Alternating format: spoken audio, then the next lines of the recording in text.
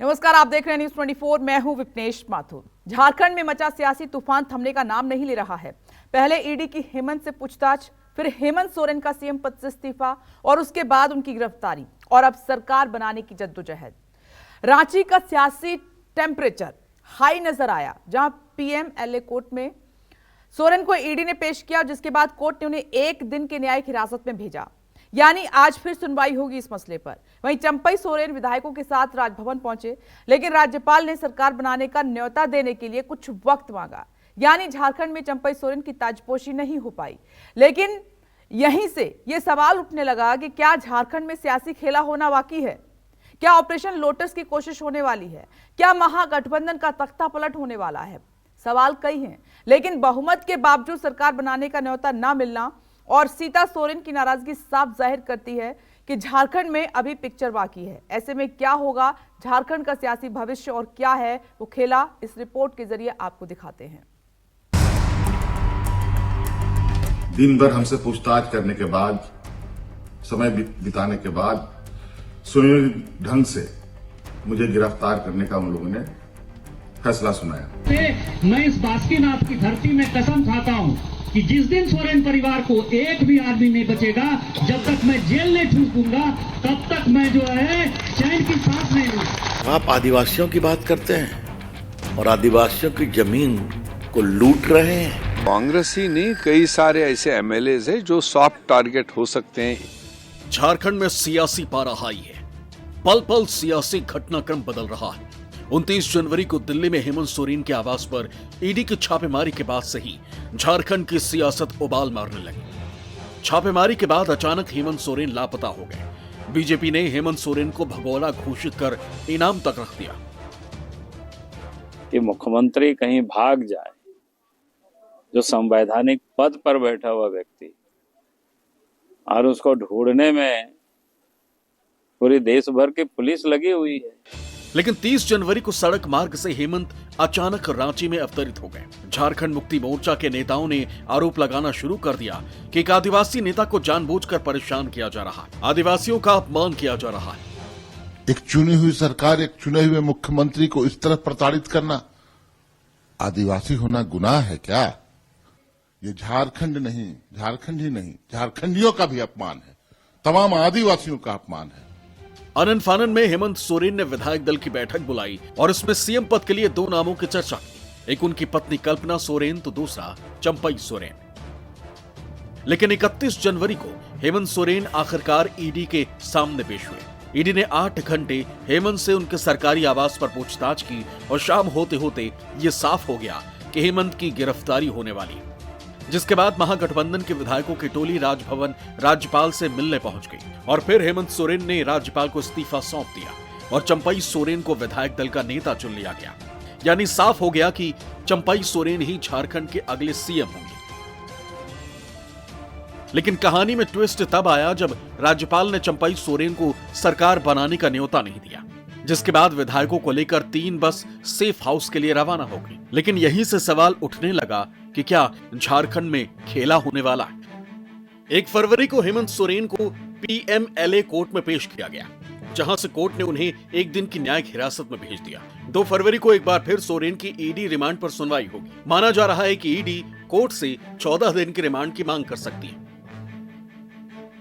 इधर अपनी गिरफ्तारी से पहले हेमंत सोरेन ने एक वीडियो जारी किया और झारखंड की जनता को संदेश देने की कोशिश की।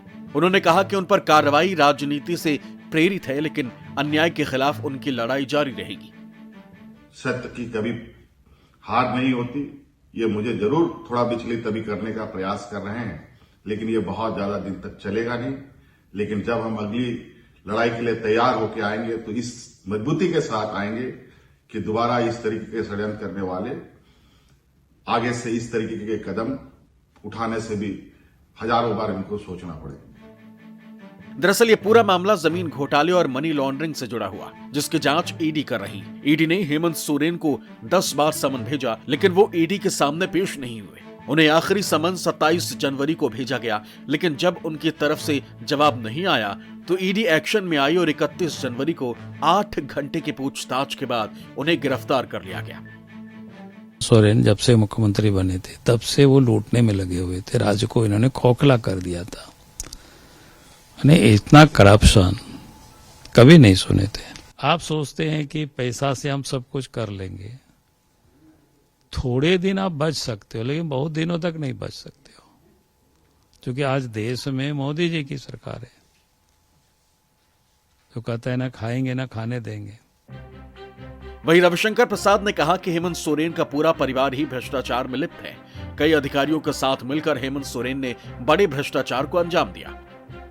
जब ईडी इसकी जांच करने लगी तो मालूम हुआ कि रांची में एक बड़ा गैंग ऑपरेट करता है जो फेक डॉक्यूमेंट बना करके जमीन को अपने कब्जे में लेते हैं और उसको बेचते हैं, और उसमें कई आईएएस ऑफिसर सहयोग करते थे। तो इन सबों को इनका प्रोटेक्शन रहता था।